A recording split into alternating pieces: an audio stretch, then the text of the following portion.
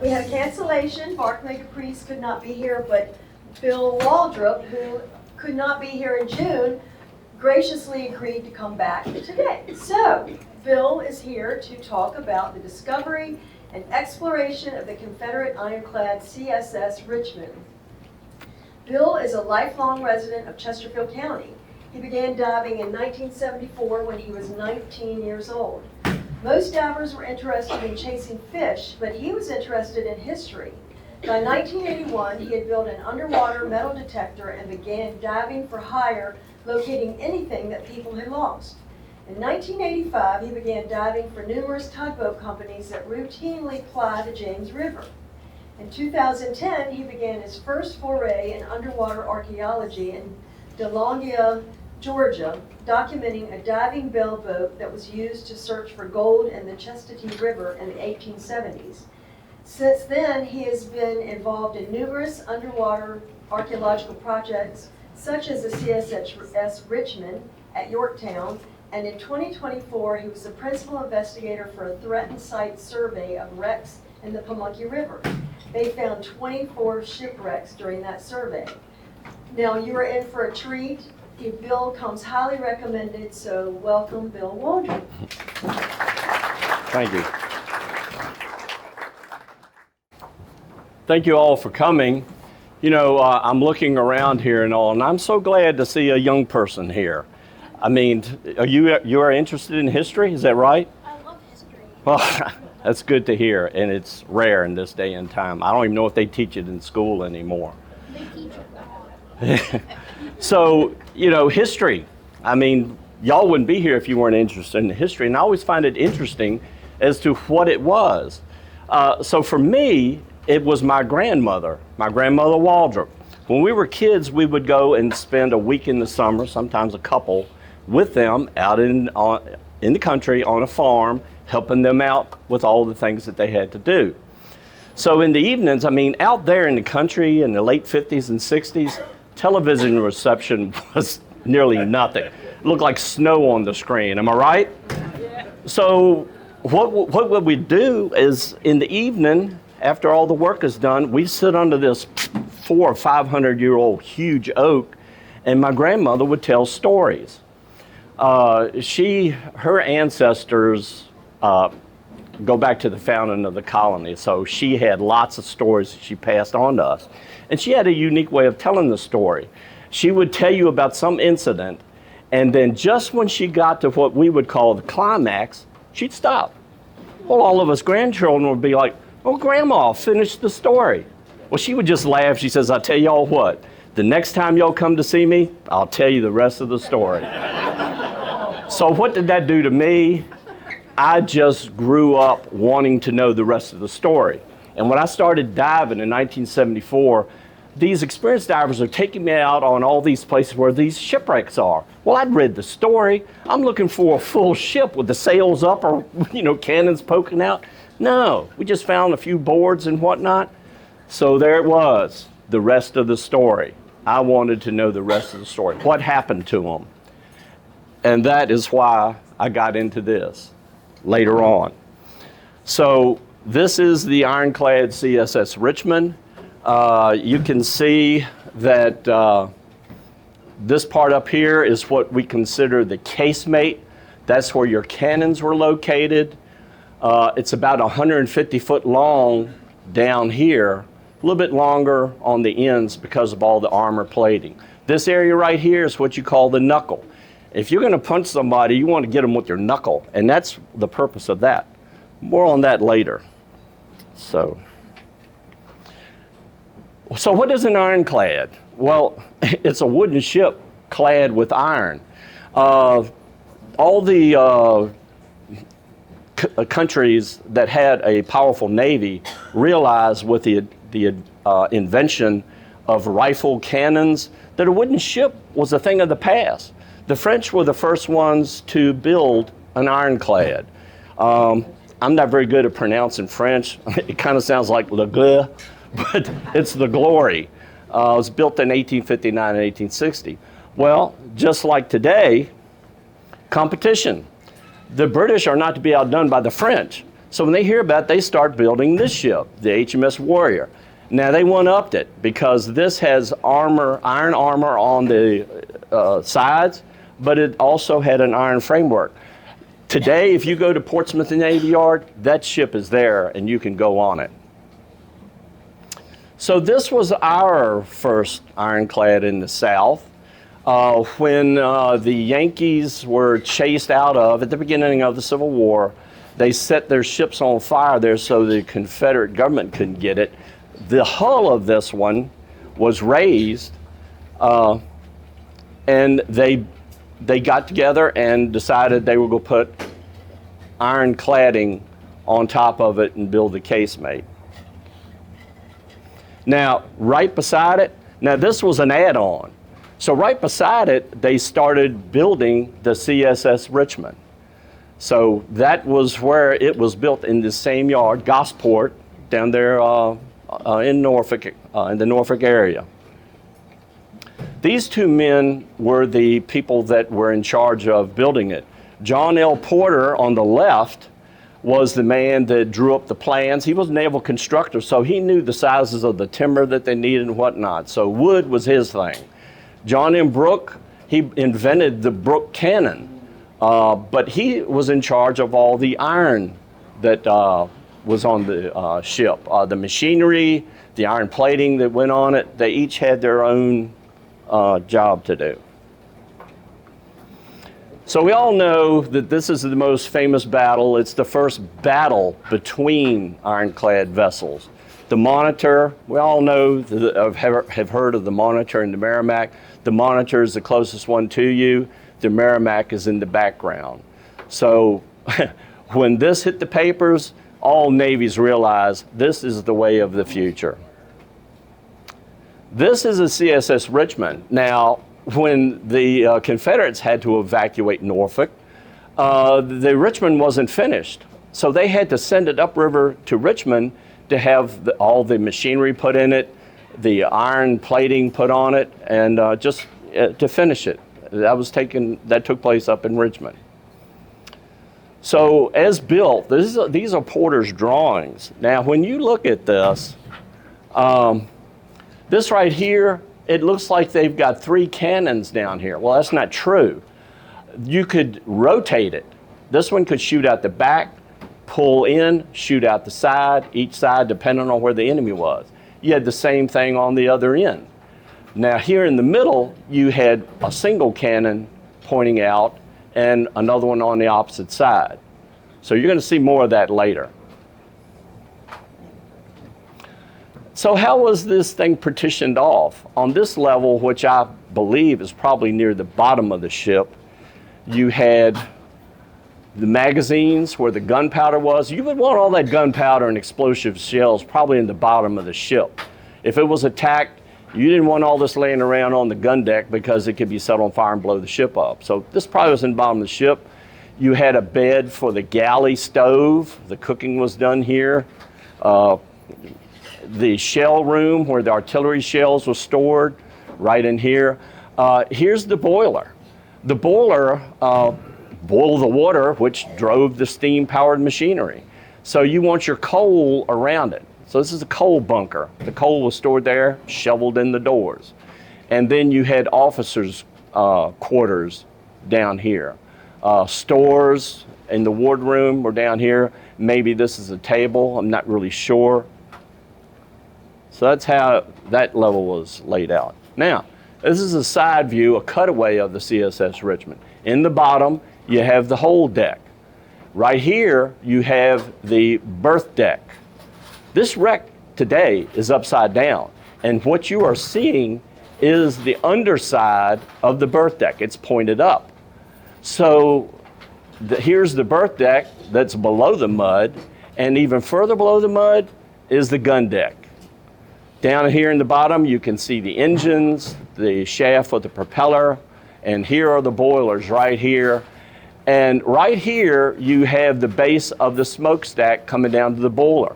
Now you're going to see this because it's upside down. This is a very prominent feature on this wreck. Here's a cutaway of the CSS Richmond. Once again, the hold deck. This dotted line represents the propeller, and this may be where the hub of the propeller was. Now, look at here. You probably in the back, I'm sure you can't see this. There is a dimension on that timber. The floor of the berth deck is 7 inches thick in his drawing. The gun deck, because those heavy 10,000-pound cannons, 4 of them, those beams are 10 inches thick. And up here on the gun deck, these dotted lines right here are where the cannons would have pointed out the side. So this is called the shield or the roof. And so, yeah, that's kind of what you're looking at here. All right, let's point out a few features that you're going to be hearing a lot about. The knuckle, once again, that was the strong corner of the wreck. The water line was right about here. Whoops. Yeah, right about in there. So if you wanted to run up against something or somebody wanted to ram you, they were up against that. The smoke pipe base, like I said, this is upside down now. This is sticking up. The boilers are gone. All this machinery is gone. You may find pieces or whatnot. This valve right here where water would have been let in or steam released, there's one of these down there. Every now and then we see it. So what did the CS Richmond do during the war? Were there all these big battles it was in and it sank all these ships? Well, no, not really. When it was finished up in Richmond, the war had turned to a certain point where they realized we need that ironclad up here to keep the Union Navy from coming up here and just destroying Richmond. So they also built 2 other ironclads, the CSS Fredericksburg and the CSS Virginia II. The original Virginia was scuttled because it was too deep a draft. So 3 ironclads, their main job was to protect Richmond. They were called chained bulldogs. Oh, they could wage war, but no, we're going to keep them up here and they're going to protect us. All right, so this is a map that would have been relevant to, say, May or June of 1864. Most of y'all know where Osborne's Landing is. That's up here above a place called the Graveyard. All right, that's up there. All right.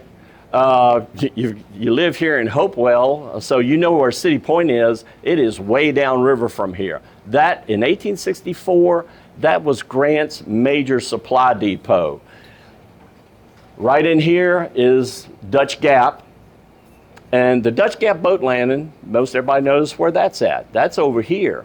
But they dug across here, I think in the 30s, and finished what Benjamin Malafert blew out like January 1, New Year's, to open that up. But they couldn't get through there. That was General Butler's idea. So the Union, by May and June of 64, the Union Navy had control of the river in the blue areas. Their men were on shore, where you've got the blue dots to here. The Confederacy had control of the river here, marked in red, and their soldiers were from Howlett's batteries all around that marshy area where they had all these mortars and on further up. This green area, that's a no man's land. They would fire back and forth with one another. Grant was so concerned that the Confederates were going to make a run with their ironclads down to City Point and destroy it. He said, I want some barricades built down there. This is that barricade. It's trees connecting to ships that had been sunk in the channel, anything to keep the Confederate Navy from coming down. In fact, Benjamin Malafert, an explosive expert, set these 2 torpedoes in the river.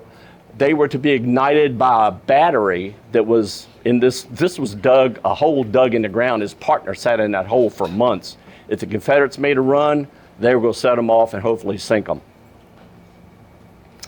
So this was the big action that the Richmond and the other 2 ironclads were involved in. They had a flood in the James in January of 1870, somewhere near the middle of the month. And so their scouts said, now's your shot. So they were desperate by then. So their Confederate ships came all the way down and went through Trent's Reach. The CSS Fredericksburg made it through the obstructions and was waiting for others to join it so they go to City Point. But they were so awkward and clumsy. I mean, you're talking about a ship that's 160 foot long, all that weight. The river is narrow. They ran aground. It was just a total mess. When the sun came up, and really before then, the Yankees could see them. They were shelling them. They're lucky they got back to Richmond, and some of them got beat up pretty bad. Okay, so there they were up in Richmond, chained bulldogs. They made their attempt in mid-January, and so on the night or the evening of April 2nd, 1864, Raphael Semmes had sat down to dinner, and he gets a note saying, "We're evacuating Richmond. Petersburg has fallen, and so we want you to provision your men, let them get some arms, and they are to get on steamboats and go up to Richmond. We are going west. You are to destroy your ships, set them on fire, blow them up, whatever. We want them to block the river, and we don't want the Yankees to capture them." So from that time, 1865, the war is over. And so now you got a problem. There's all these ships sunk in the river. And the vessels trying to get to Richmond or from Richmond, they were running into them. It was a real problem. So the Corps of Engineers started letting contracts. I don't know if y'all can see this back there at all. The next map will show you this, but what you've got here, this is Drury's Bluff over here, the Chesterfield side of the river. There's a ship sunk here, a ship sunk here, another one sunk here, a row of pilings and stuff going out here to block the channel. They did everything they could to keep the Yankees. This was the Confederates' blockade. So when they blew the ships up, the CSS Fredericksburg is over here on the Henrico side. It's here. And the ironclad Virginia, this drawing shows it in half. So it must have been a terrible explosion. Matter of fact, it was a terrible explosion. They said it sounded like an earthquake. So shells were going off in the air and everything. This map has Malafert's name on it. I don't know if the Corps of Engineers made it and gave it to him because he salvaged a lot of these vessels. But yeah, that is a really nice map. Okay, so this is a little easier to understand. You have the Fredericksburg right here opposite Drury's Bluff on the Henrico side, and the CSS Virginia number 2 is just a little bit downriver and close to it. All the way down here below this pontoon bridge that they had at the time, that's where the CSS Richmond basically was blown up. So what happened? When they blew it up, what exactly happened to the ship? So by diving on it, it's upside down, this area right in here, you can see how this is continuous. We found that a section of it was completely gone. Let me tell you what, this is very thick, very heavy, 5 inches of iron on the top. This beam alone is 13.5 inches wide. So we theorized that the explosion happened here. What happens? Water comes rushing in, the ship begins to tilt, and everything that has any weight that's not nailed down is going to go to the low side, and it's going to flip and go down. A Union admiral, when he came up to Richmond, sent a letter saying, you know what, the wreck of the Richmond is lying on its side. So picture something that big, and it's probably 44 to 42 feet from edge to edge. The water here is probably 35 feet, so you would have seen some of this protruding, but it definitely was a hazard to navigation. So in 1871, this man, Peter C. Asserson, he was a master in the Navy during the war. After the war, where the Union Navy, when they evacuated Norfolk in '62, they sank all these ships. Well, he was put in charge of the salvagers who were salvaging the wrecks. Well, he had a knack for it. So he got into the salvage business. He left the Navy at that time and started salvaging these ships that were sunk. And the CSS Richmond was one of them. I think the CSS Florida was another one he had a contract for. So he reported when he made his contract, the CSS Richmond is laying upside down on the river. Now for a salvager, this is a dream come true. Can you imagine trying to get through 5 inches of iron to get to all the goodies, which all the material worth money is down in the bottom. So how did he get into the bottom? This is a method that was used at that time. You would lower a canister of black powder down to whatever you wanted to blow up.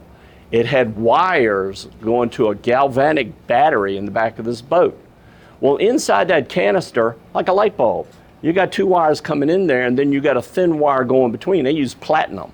So when you connected to that battery, that wire got white hot, and that's what exploded the gunpowder. So was it effective? To a point. They didn't have shaped charges back then. When they set off that gunpowder, and it might be 50 pounds, sometimes even more than that, of gunpowder, the path of least resistance was straight up.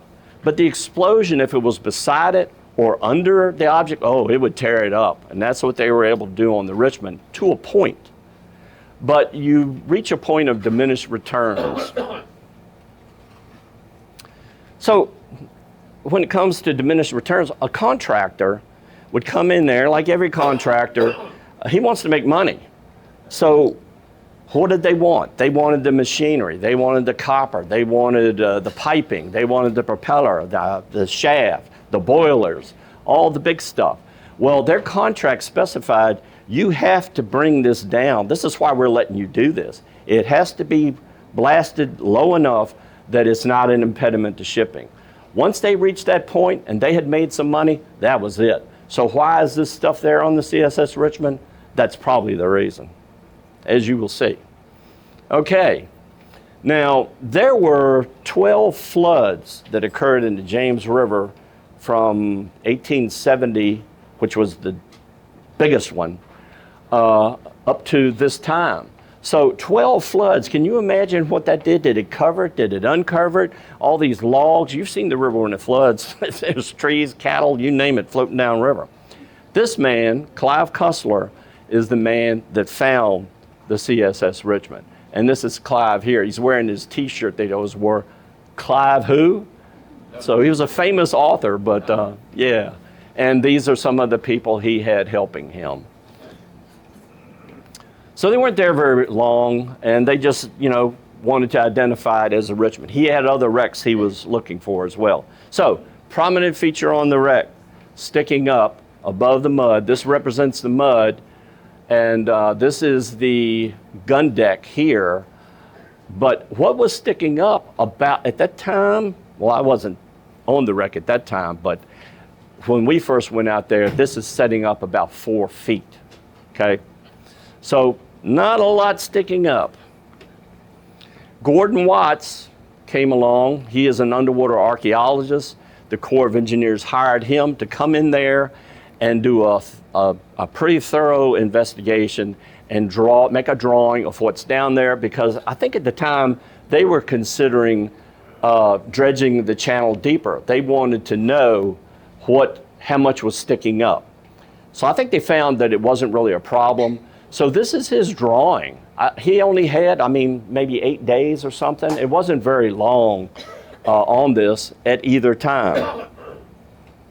So what are all these things you're looking at? All right, the upturned edge of the casemate, it's upside down, so that sloped roof is pointing up. And what you're looking at here is the edge of the casemate sticking up. You can see some of the iron armor here. This is upriver. Over here is upriver, this is downriver. So it's kind of laying at an angle to the channel. This is buried. As we went down this way, when we started diving on it, it was just missing, like some giant had just pulled that out. That's why we believe that's where the explosion took place. So what else we got down here? That's a rubber tire. There's a lot of them down there. There's a lot of trash, a lot of trees. Here's some trees. So everything that comes down river hangs up on it. These are 2 iron boxes. We're not sure if they were used to blow up the Richmond by Asserson or what else happened. But I can tell you this, picture a 3-foot by 3-foot box. I don't know how deep it is, 3 feet, 4 feet. And the top is blown out like that. Well, how did that happen if this was upside down when they blew the ship up? I can only think that maybe this was one of the torpedoes, but we just don't know. Down here, you've got a section of deck framing exposed. There's a smokestack base, a hanging knee where the gun deck beams connected with the side of the ship, you would have a hanging knee to support it. Down here is an interesting feature. Feature K is what Gordon called it. We came to believe that this may be the knuckle. You'll see more of that later. And over here, you've got scattered iron just thrown about. So yeah, we think an explosion happened there. All right, this is a photograph that was taken of one of the iron boxes. You can see the jagged edge. You can't tell, this is kind of near the corner. The other edge is way down here. But I mean, it's just like something blew it up. It's mostly buried, and it's one feature that we really need to go back to and do some more measuring and so forth. This is the founder of the CSS Richmond project. Mike, would you stand up, please? This is Mike, Dr. Charles Michael Nussbaum, and he is the founder of the project. Mike, tell us, why did you decide to do that? Was it 2010? First, I have to make a correction to my esteemed partner. Once it was put in service, it wasn't called the Merrimack. It was called the Virginia. Right. He's right. And we could sit here all day talking about how Bill and I met, but the second time we went out, Bill asked why I was doing this, and I sincerely said it because I did not know that such an object as the Richmond existed, which is probably the largest Civil War Virginia object existing. And it was also the longest living ironclad in the Confederacy. But I told him that my sole purpose was to let people know that this ship existed. It's, 8-10 miles upriver. It's sitting in 32 feet of water. And I want everybody in Virginia to know that it's there. It's part of their history. And that's it. Well, there's more to it. He calls me on the phone and is wanting me to join him. I asked him, I said, Mike, is this about relics? Because that's a federally protected wreck. And I'm married and got children. I'm not going to jail. He says, no. He says, does it bother you that all this money, all these millions are being spent on the Monitor and not a penny on what could have been a sister ship? It was built right beside, the Merrimack was built, and this was the next ship that was built by the Confederacy. So does it bother you that all that's being spent on the Monitor and not a penny on a Confederate ironclad? When he said that, I was in. So that's how I came to be involved. Well, let me tell you about this river. This is no easy job. You can see this chocolate milk here. Y'all seen the James when it's been flooding all summer. And one of our new guys who is here today, Kevin Mitchell, he has been down there. So it's quite a joke when you start there. So you can see some bubbles out there. There's a diver out there checking something out down there. But yeah, when you go down about 6 feet or so, when it's like this, what do you see? Well, to be able to see anything, when it's like that, I have a ball jar I fill with clear water. I have to hold it against my mask, and that light on my head illuminates my gauges so I know how much air I got in my tank. Otherwise, I have no idea. So what's it like when you go down in water like that, about 6 or 8 feet? It's just like that. If you're claustrophobic and being in the dark bothers you and some big fish comes along and slaps your mask off your face, yeah, all these things have happened. Now, another hazard is marine traffic. Little irony here. This is going right over top of us. On the bottom of the river lies the Confederate ironclad CSS Richmond, which was built down in Norfolk beside the Merrimack, or Virginia as it was called. Guess what the name of this tugboat is? That's the Merrimack, Intercoastal Marine. Yeah, how ironic. Here's another one coming downriver. This is a Norfolk tug, and they're, let me tell you what, that's nerve-wracking when one of these suckers goes over top of you. So we keep in constant communication so we can avoid this happening. We're usually sitting off to the side as we are here while they go by. So we got a good relationship between them because they don't want to hit us and we don't want to be hit. All right, in a perfect world, oh my God, down there in the Caribbean, the Pacific, wherever, oh, look at the visibility. Turkey, you can see the entire wreck, you can film it, you can establish a grid system and methodically explore this wreck. Oh, went the wrong way. How easy is that to set a grid up and hand draw what's on the bottom? It's not our world, unfortunately. So we started diving on the Richmond. What was exposed? We had to get our toe in the sand somewhere. And in 2015, I think it's when we really got serious with it, wasn't it? I had retired, so I'm just looking for something to do, and brother, this was the perfect thing. So the area circled in red is what was exposed. What you have is the smokestack sticking up, at that time about 4 foot. You have this framing right here. We call this beam plus one. It's the most prominent athwartship timber out there, and intact, I might add. Everything else is buried. We also came across a hatchway. Well, that was a pretty cool find.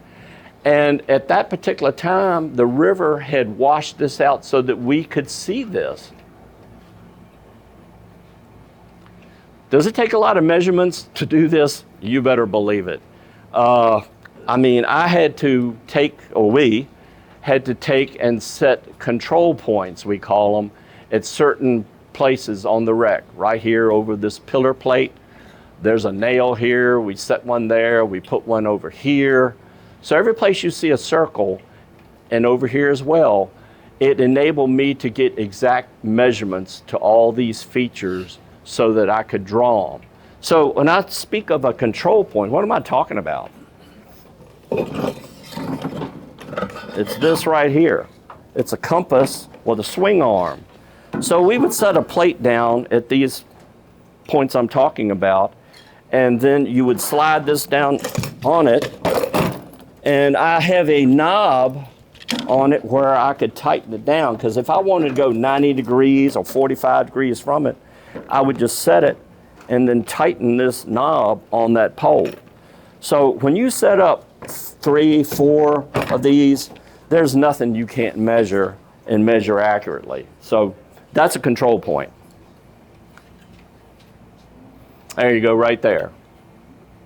And with the tape connected. So that's how I was able to come up with this site plan. So there's the hatchway.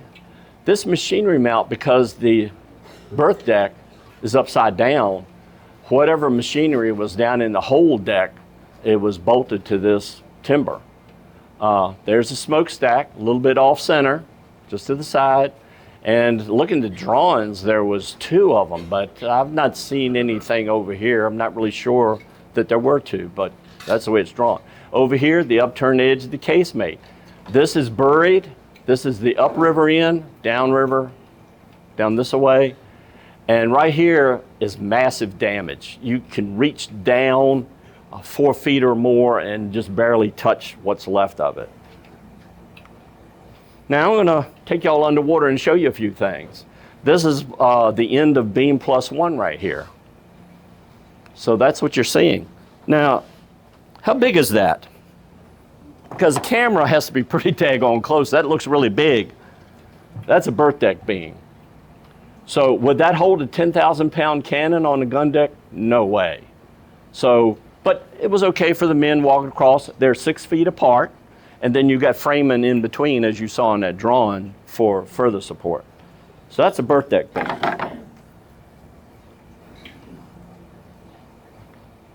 All right, the overhead machinery mount. You can see it here, it's broken. It's got bolts holding it, and this is at the other end, and you can see where it was broke out of there. All right, ship's joinery. Let me tell you what, this thing wasn't just toenailed together.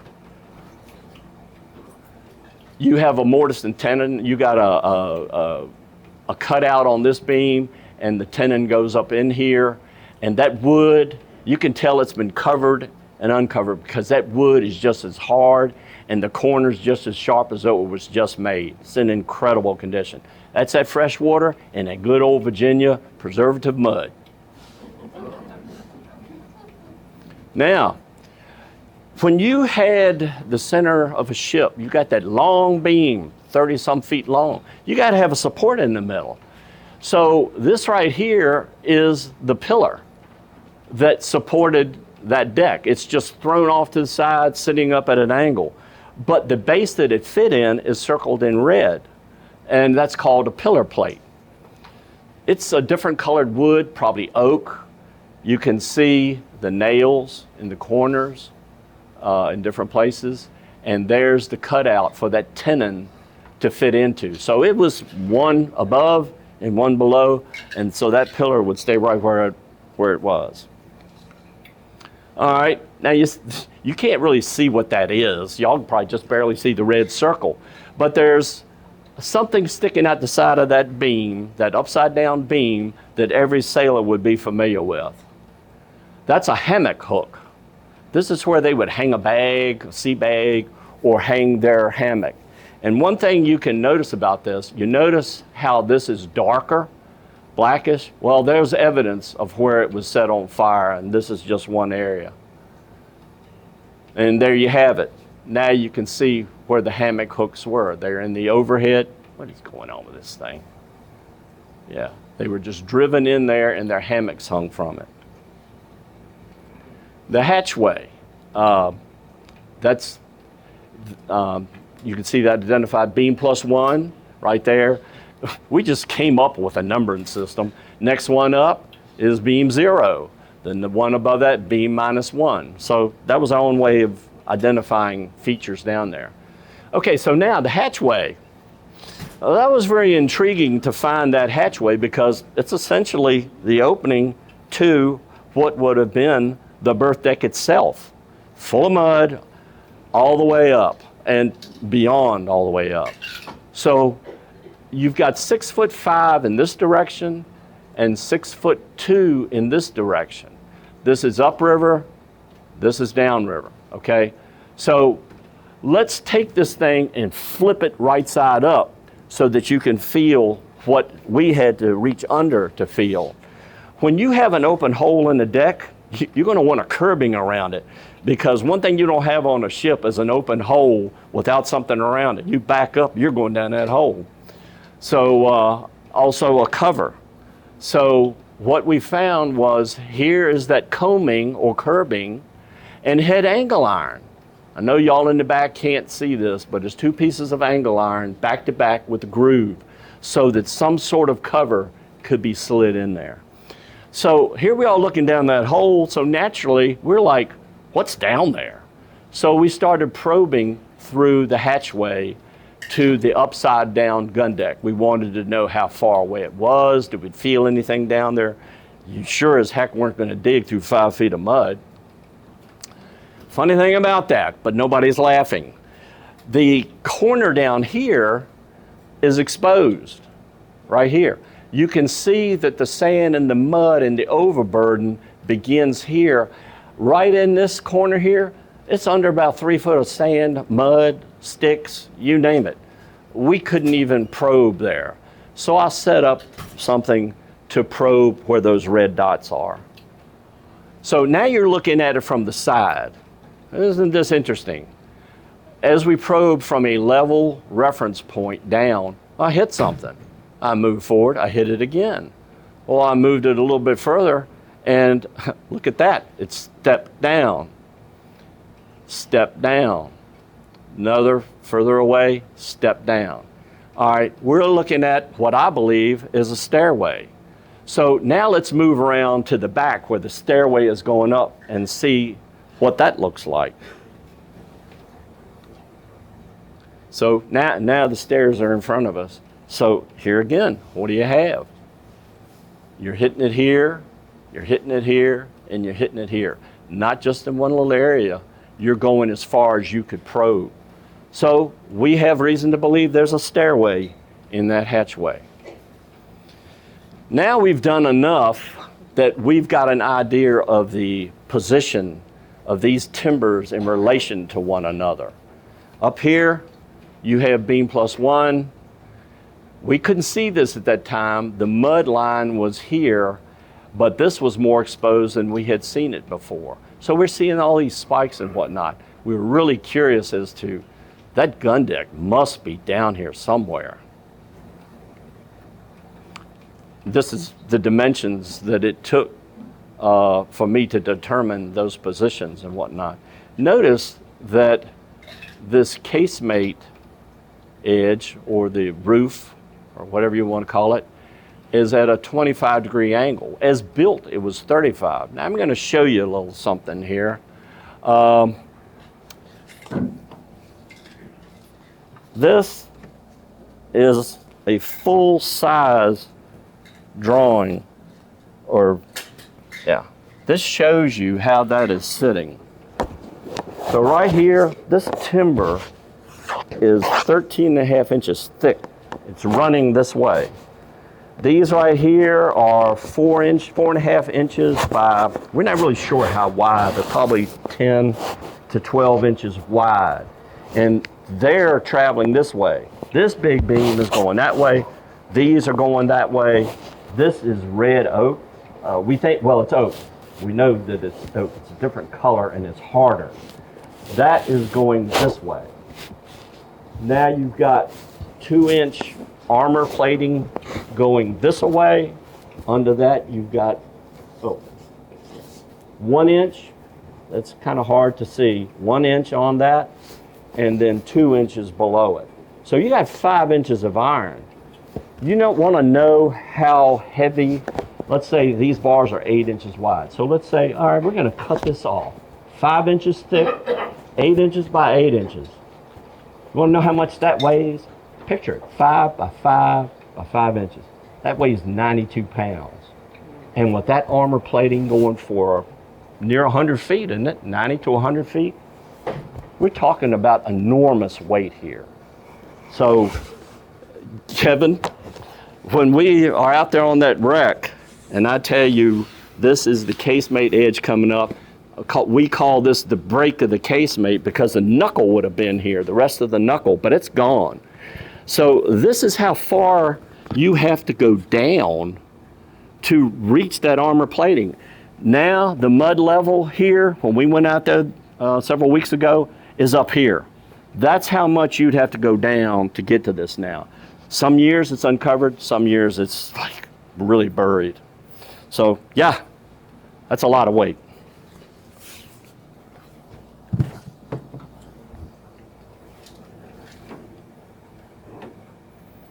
Yeah, you just saw that, so I don't really need to go into that too much. But we did notice that it was a little bit uncovered one year.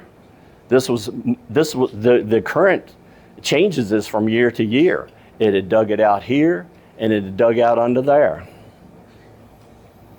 Now, if you were on top looking at those timbers, now I just showed you that that timber is 13, the one that is, if you were inside it, your shoulder would be against it. Not only is it 13.5 inches thick, the width of them, each one of them, this one is 17 that way. So you got 13.5 by 17. Next one, 16 by 13.5, 13, 17, 17. So so much, it just varies for 100 feet. And then you got 2 layers of wood and then 3 layers of iron. It's just, I can't even fathom the weight. All right, feature K. What the heck is that? So one year we pulled the line straight in line with this feature here, and we measured in where feature K is in relation to everything else. It kind of looks like a sliding board. So let's go back here. We think, based on what we saw, we wondered, is this the knuckle and it's upside down or at a different angle? So look at it. We got all the dimensions and everything, and notice that the angle between what would have been here, what's sticking up is this. This is gone. But that angle is 35 degrees. The angle of the casemate was 35 degrees in relation to the deck, okay? The forward deck. This is going to be at the flat forward end of the wreck. The brown line is river bottom. That's as it's sitting. Now, also at the end of it, like I said, it looks like a sliding board. It's tilted way over. So this is obviously disarticulated. It's blown off the wreck probably and just sitting there as a huge chunk. Most of it's buried, so more to be learned here. Now I've turned it upright and it fits. Look at that, 35 degrees in relation to the deck, and that was the angle of the shield. So that's kind of, the dotted lines represent areas that on the top aren't there, and down the bottom, we don't know, it's buried. Okay. The river giveth and the river taketh away. This year it giveth. So it had eroded through here a lot. And we realized from looking at the drawings that gun deck cannot be but a few inches from us. So looking at this, you see this red dotted line? We just randomly decided, let's dig down here and see what we've got. So we dug and removed this here, and we had a permit to do this. I don't know how Mike did that. For avocational people, that's unheard of, but we got a permit. So we exposed all this. Now look at this. What in the world is this? This is iron. This beam here, that's a gun deck beam. Let me show you something. You've seen a berth deck beam. This is a gun deck beam. Now that was meant to take a 10,000 pound cannon. Huge. So what you've got over here, this is 10 inches thick, 20 inches wide. So what would this have been for? It's obviously, it was a gap around it. It was meant to rotate. So yeah, we were really wondering what this could be. Was this a pivot point for cannon carriage? So now that it's exposed on the edge, we got some video of the iron plates. This, you can see it, they're one over top of another, the 1 inch and the 2 inch outside, and it's delaminating. It is coming loose from the 2 inch iron above it, which is running that way, okay? So 3 layers of iron, 2 inch against the wood, 1 inch, and another 2 inch bar directly under it, and they were pinned in position, but that is enormous weight. I mean, the weight of it is allowing that to come down. All right, now we're up on top of it. There's a gun deck beam. You can see beam plus 1 a little off to the side and 5 feet higher or so than the gun deck beam. So there's that iron object. So when we found that iron object, it's like, you know what? If we could go down here and dig under there, because it's already been dug out somewhat, we can find out what that is. Maybe we'll hit a cannon barrel. Maybe it's the gun port. Let's think about that. Here again, there's that iron object with that funny thing on the end of it. Let me show you something here. Now, y'all will probably have to come up here later to look at this, but here's your gun deck beam right here. That is a huge piece of wood. Right against it is this beam. And I mean, this is the exact position it's in. There's that iron object. It's 8.5 inches in diameter. And look at that piece that's part of that iron. It's sticking out, and it could rotate. So why would you need, now this is the underside. This would have gone up, and we believe gone to a cannon carriage so they could rotate it out the side. So, yeah, it's massive, just massive.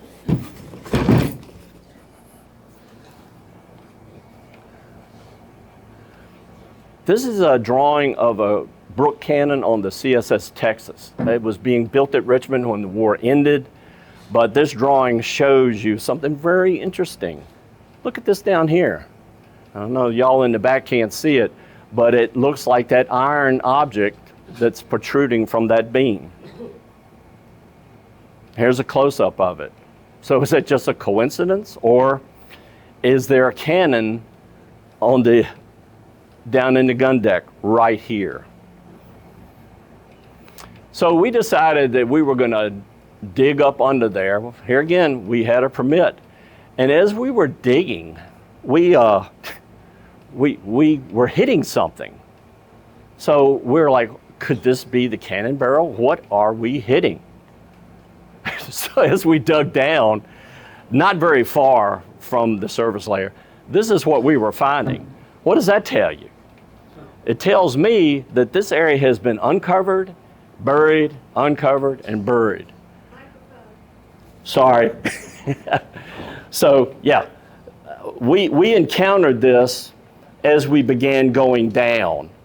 And so as we got lower, we didn't find so much of that. But, yeah, it just shows us it was covered and uncovered. All right, so once we got down there, and right here, once again, I know for y'all in the back it's hard to see, there's something protruding away from the armor plating. We could feel it. We were hitting it. So we had to come up with different tools to determine just what we were hitting.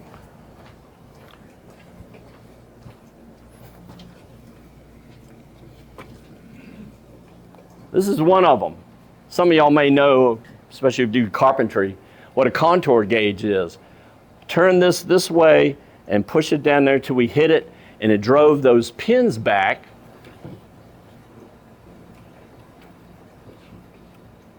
Like this, and it's like, okay, whatever's protruding is sticking down 2 inches. All right, so that's just in one dimension, straight into it. So how about the width? What do you got on the width? Well, made another tool. So what you've got are nails driven through a board, greased up so that they will move but not fall out. So we would take it and go right against the armor plating and push this down, and every time we did it, we got the same impression. I'll show you that. Once I did it, I put a piece of paper under it and traced it. When I got home, that's when I found out what it was. Also, a camera on a pole. Y'all can see that later, but this was my device. Mike had a GoPro on a PVC pipe. I could angle my camera up and down, but it was too tall to fit in that hole good. I could not get some good video. You're gonna see the video he took when he went down there, and it's excellent. There's a contour gauge, and there's that other thing. Now look how those nails are pushed down. Every time I went down, I'd reset it, do it again. Same result. I took it home and did the diameter. It was 11-inch diameter. So I went to Tredegar Iron Works because I was curious about something. That's the muzzle of a Brooke cannon, and it was a perfect fit. So the question for us was, is it possible that that cannon barrel is sticking down? And here you go. You're going to see it now. Uh-oh, what happened?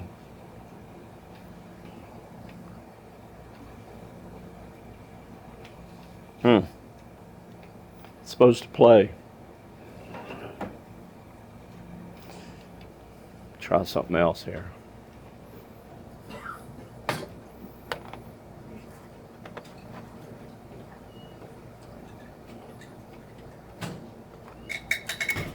shoot.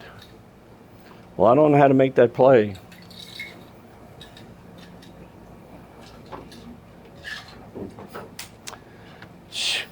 Darn. Sorry, guys. That's supposed to play. It normally does. Anyway, on with the show.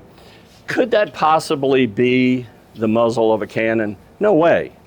It was only 2 inches down, and the radius was right. We would have seen that cannon sticking up.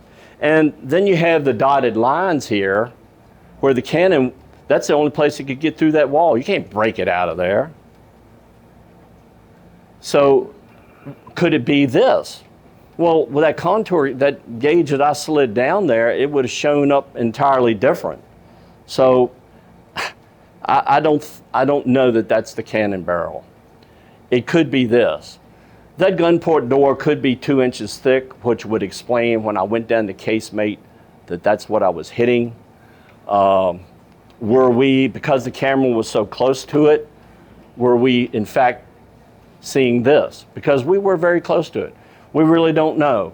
And as it always seems to happen, by this time it was the end of the season. That water was getting cold, and that's as far as we got on that.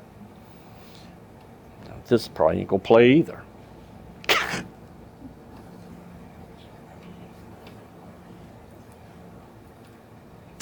I don't know what's going on. Sorry, y'all.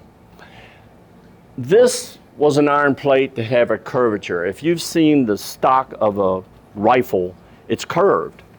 Well, we found that, I drew it on paper, took it home, and so this is what I had, this. So I'm like, okay, let's duplicate that, and let's continue it. That's a 22¼ inch diameter. So was that a gun port opening? Once again, back to Tredegar, and I think it could be. That armor plate was lying very close to where we were. Does it take a lot of stuff to do this? That's just my half, and that's just one day. We had more stuff than this, but one day of diving is 3 days of work. One day to get everything together, what you're gonna need, make some adjustments on some equipment, so forth and so on. Do the dive, get home. The next day you had to clean up, get your air filled, so very time consuming. So around about this time, we had attracted the interest of professionals in side scanning and sector scanning. Well, I tell you what, that was the best thing that could have happened to us, because now you're gonna see exactly what's down there. So side scan works like this. You tow it behind the boat and it's shooting a beam out each side. So the two beams don't come together, and that leaves a black line down the middle. In every side scan image you see, you're gonna see the black line down the center. It's called the nadir. As that beam hits objects sticking up, it records what's sticking up and leaves a shadow. Do you know with their programs and whatnot, they can measure where that shadow begins and where it ends and tell you how high it's sticking up off the bottom. It's just unbelievable technology. This is a sector scanner. That's an entirely different instrument that does a different thing. Basically the same. It stands on a tripod, weighs about 40 pounds, and it scans in a circle like this. Rather than going down the river scanning each side, it scans like this. And just like the side scan, it leaves a nadir down here because it can't shoot straight down. It draws, see where that's touching? You're gonna see a black spot everywhere somebody sector scanned. But you can move this around and you will get a complete view of the entire wreck. So here we are about to go out and sector scan the CSS Richmond. This man right here is Brian Abbott, lives in Michigan, and they don't get to do the historic stuff much. Most of their work is cultural resource management, but they love to do this. He travels all the way from Michigan to do this for us. And I mean, these people, they are geniuses, what they do. This shows you, gives you some idea of how tall it is. It has something like a cannonball on the bottom, so that no matter what the angle of the bottom, it hangs plumb. So it's not tilted down like this, it's shooting straight around. So what are we looking at here? I've had some people say, am I looking at sunspots? So I know it's a little confusing, especially for y'all back there. But just picture an aerial view. The water's gone, everything's kind of a tea color. The water's gone and you're looking straight down on it and the sun is shining off to the side and illuminating where it hits it and throwing a shadow on the other side. So kind of what you're seeing here, here's the smokestack base, and you can see how the bottom has been affected by this wreck. This is the casemate edge right here sticking up. It looks like a log, but that's the casemate edge.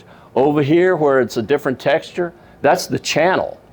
So over here, everything that hung up on this wreck is showing up as a hill, a valley, a tree, you name it.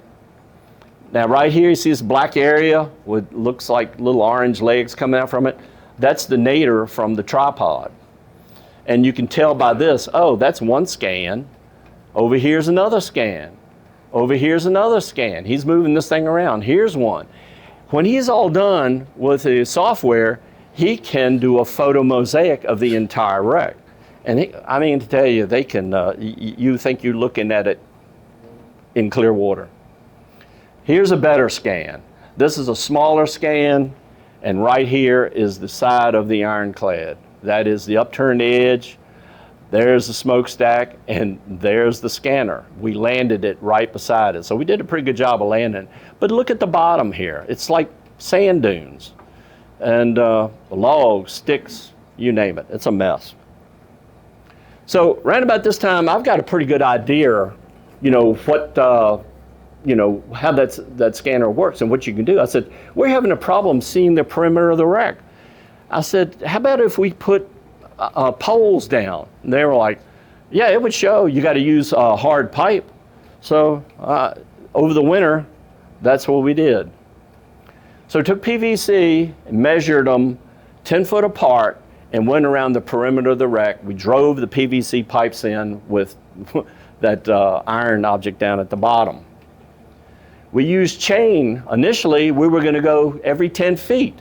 One end, you probe with through that small hole. The other end is where you've already put a pole down.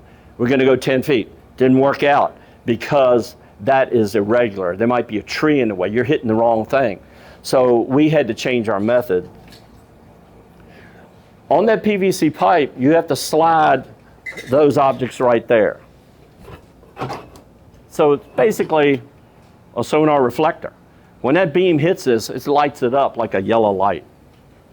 Iron pipe with a wiffle ball and sandblasting grid on it. Makes a perfect reflector.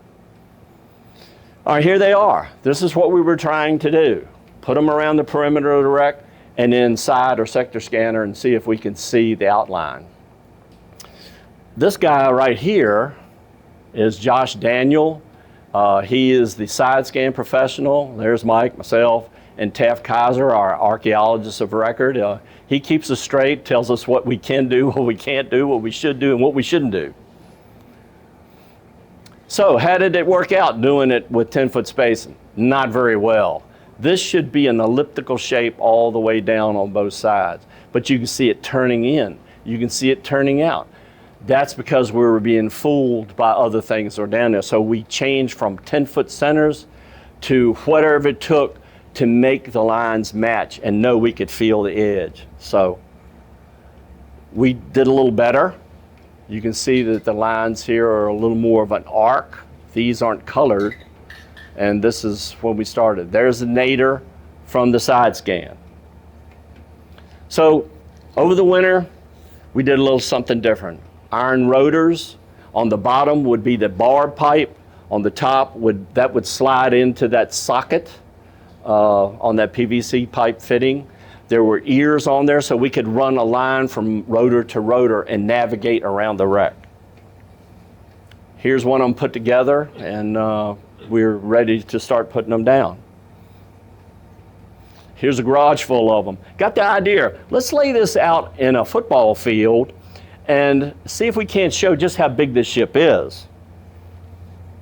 So I took the drawing of the outline of the wreck, and every 10 foot I measured across from the sides. So I got this elliptical shape. Then we went out into the field and started laying it out. Me, my daughter, and a friend of mine. So yeah, several hours later, we're ready. So my friend had a drone. He goes up and you can see, here's my daughter laid out in the field, and this is me. We were both exhausted by this time. We didn't care if there were bugs in the grass, but you can get an idea of how big this ironclad is in relation to us. This thing is huge. You can also use those control points from those rotors to measure any object within the wreck. You can also go to the other side over here for maximum accuracy. So you can see on the downriver side, that's a pretty smooth arc. So that's downriver on the Chesterfield side. So that showed up very well. Now, I needed to map from pole to pole, zigzag. You're going to see how I did this in a minute. But to be accurate, we had to have a backstay to hold it perfectly vertical when I took the measurement. So you can see the measuring tape down here, there's the rotor, there's the thing so that we would know that it was perfectly vertical, and here's the rotor with a backstay on it to hold it that way. I mean, this was all very time consuming. The strings going from rotor to rotor so we could go around the perimeter of the wreck as we worked and we wouldn't be lost. Also, there's a tag identifying it. This is Henrico side, rotor number 16. So every position was marked. This is what we ended up with. This took weeks to do. Weeks. That's a lot of measuring. And so we had to note the length and what position it was from, what it was to. I mean, you can't believe how hard and time consuming this was. Now, Josh Daniel came back with the side scan. You can't see it, particularly y'all in the back, but these yellow dots are those poles sticking up. And it makes a nice ellipse. So here's another view where I've colored them white. I hope you can see this.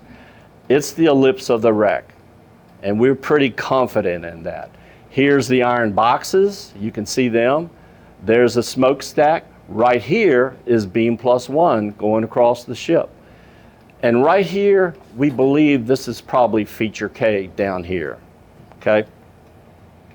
All right, so Josh Daniel, I measured every one of those positions. The red line is my outline. The white dots are when he came behind me and side scan. So you can see that some of them, like right here, are a little bit off, but all in all, it was pretty daggone close. Let me back up here a minute. We're almost done. So I asked Josh, I said, Josh, it took us weeks to do this. How long did it take you to side scan that? He said, we did it in a couple passes. I'd say an hour, about an hour. I'm like, okay, you're getting it already. So I said, well, how long did it take you to process that when you got back home? He says, about an hour. Okay. So how long did it take you to make this overlay? He said about 20 minutes. I'm like, you know what? I know how Paul Bunyan felt when he met a guy with a chainsaw. Never again. I'll call the side scan guy and put the poles up, but I ain't doing all that. But it did tell me one thing. He was pretty close to being right. I was right. That's my story, and I'm sticking to it. Now, boy, it'd be better if I read you this. That side scan image that y'all just saw marked the end of our time doing this. Mike, in September, that was 2022, Mike went on a cruise, and while on that cruise, he contracted long COVID. He got back to the States, was in a hospital until Christmas Eve, am I right? Christmas Eve, he got out. It damaged his lungs, and it was the end of his diving career. So I had lost my partner. So that pretty much ended our project with all the progress that we had made. And I tell you what, I have thought a lot about that open hatchway since the project ended. As I lay there looking down into that mud-filled cavity, I could not help but wonder what must be down there. Admiral Raphael Semmes was at dinner when he received notice that Richmond was to be abandoned, and he was to arm and provision his men, set the ironclads on fire, and destroy them, and send the crews up to the city for transportation to Danville. The CSS Richmond was fully armed and provisioned to wage war on that date. There was no time to remove anything. I thought of this man, Howard Carter. You may have heard of him. I thought of Howard Carter when he stood at the still sealed door to King Tut's tomb, and how he must have wondered what treasures were behind that door. There certainly is no gold, silver, and jewels down that hatchway.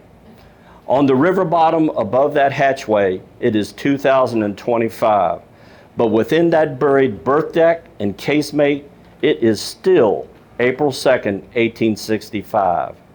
There must be enough artifacts down there to fill a museum. So I'll leave you with this question. When are we going to open that door? Thank y'all.